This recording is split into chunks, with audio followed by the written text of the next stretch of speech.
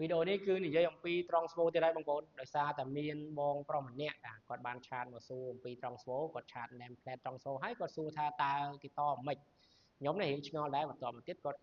ក៏ផ្ញើរូបជាដំណងបងខ្ញុំដាក់ក្នុងវីដេអូនេះបាទដំណងត្រង់ស្វូបាទអញ្ចឹងខ្ញុំគិតថាវីដេអូនេះល្អខ្ញុំក៏ធ្វើឡើងដើម្បីចែកម្លែកទៅកាន់អ្នកទាំងអស់គ្នាបាទទុកជាចំណេះដឹងបាទអញ្ចឹងឥឡូវខ្ញុំនឹងដាក់រូបឲ្យមើលបងប្អូនបាទគាត់ឆាតដំណងមកគាត់សួរថាតើដំណងហ្នឹងត្រឹមត្រូវដែរឬទេតអញ្ចឹងបានអត់ទេទៅបាទបើយើងយោងតាមរូបភាពខាងលើដំណរនេះគឺជាដំណរស្របបងប្អូនបាទប៉ុន្តែមុននឹងធ្វើការឆ្លើយថាបានឬមិនបានយើងត្រូវពិនិត្យមើលទៅលើ name plate របស់ត្រង់ស្ពោសិនបាទបន្ទាប់ពីខ្ញុំពិនិត្យមើលហើយខ្ញុំក៏បានឆ្លើយប្រាប់គាត់ថានេះដំណរនេះគឺត្រឹមត្រូវបាទយើងតបបែបនេះគឺត្រឹមត្រូវគេហៅថាដំណរស្របបងប្អូនដំណរស្រប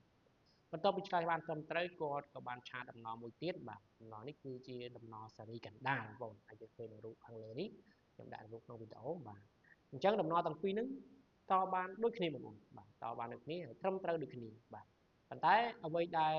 គួរតែចែកម្លែកទៅកាន់អ្នកទាំងអស់នេះគឺចង់ដឹងថាតើភាពខុសគ្នារវាងដំណរទាំងពីរហ្នឹងបាទខុសគ្នាត្រង់ចំណុចណាបាទអញ្ចឹងខ្ញុំបានសរសេរដាក់กระดาษខ្លះៗដែរដើម្បីនិយាយចែកម្លែកទៅកាន់អ្នកទាំងអស់គ្នាអញ្ចឹងវីដេអូនេះរៀងវែងបន្តិចហើយយើងឆ្កងបន្តិចដោយសារតែខ្ញុំមានបញ្ហាសុខភាពបងប្អូនយើងសរសេរយើងស្អកឲ្យស្ដាប់មិនសូវច្បាស់ទេបាទអញ្ចឹងខ្ញុំនិយាយអំពីដំណរស្របសិនបាទដំណរបាទតរបាស្របយើងឃើញថាយើងតអាបកគោ4ហ្នឹងបាទមាន A1 បាទ A2 X1 បាទ X2 បាទគឺយើងតភ្ជាប់គ្នាយ៉ាងបាទមានថាពី A1 ទៅកាន់ A2 ហើយពី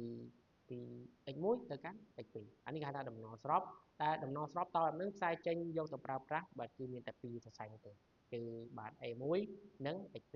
ឬក៏បាទ A2 និង x1 ដោយសារតែអាពីរនេះយើងពងទៅវាយើងយកប៉ុណ្ណឹងហើយតង់ចុងដែលយើងទទួលបាននោះគឺ240វ៉ុលបាទហើយចរន្តគឺទទួលបាននោះគឺ104.2អំពែបងប្អូនយើងអាចមើលតាម website បានអញ្ចឹងយើងចូលមកដល់បា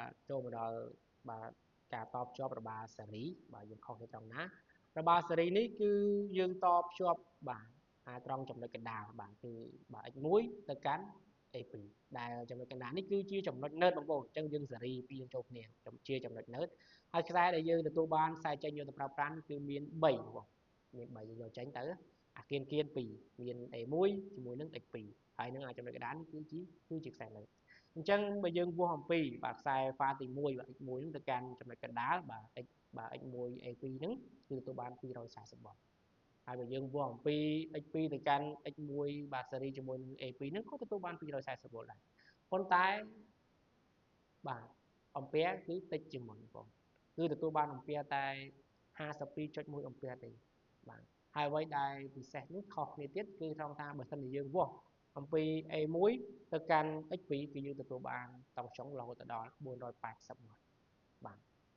អញ្ចឹងវាខុសគ្នាត្រង់ចំណុចហ្នឹងឯងបាទហើយបងប្អូនមានចម្ងល់អីតាក់ទងជាមួយនឹងបញ្ហា